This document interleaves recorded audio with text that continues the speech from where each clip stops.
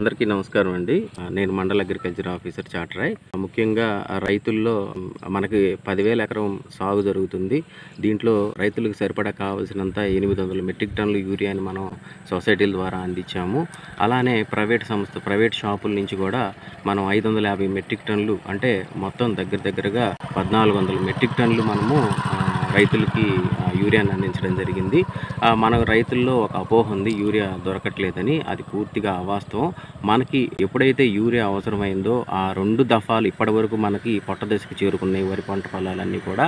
దీనికి సంబంధించిన యూరియా 2 దఫాలు కూడా పూర్తిగా మనకి మండలంలో అందింది.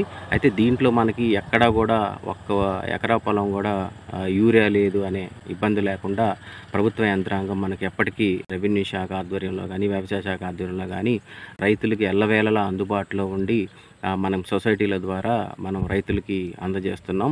అలానే ప్రతి ఒక్క చోట కూడా మన విఏఏలు, విహెచ్ఏలు, రెవెన్యూ శాఖ వారు సొసైటీల దగ్గర ఉండి రైతులకి జాగ్రత్తగా అందరికీ వాళ్ళ విస్తీర్ణాన్ని బట్టి అందేలాగా చేస్తున్నాం.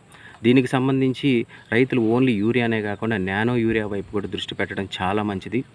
ఎందుకంటే నానో టెక్నాలజీ అనేది ఒక పంటలో, ఒక మొక్కలో పూర్తిగా మొక్క మొత్తం అతి తక్కువ సమయంలో ఫాస్ట్గా స్ప్రెడ్ అయిపోయి దిగుబడులు ఇచ్చే అవకాశం ఉంది. ఈ నానో టెక్నాలజీ రాబోయే రోజుల్లో డ్రోన్స్ ద్వారా కూడా 1000 ఎకరాలు ఈజీగా స్ప్రే చేసుకునే అవకాశాన్ని కలిగిస్తుంది.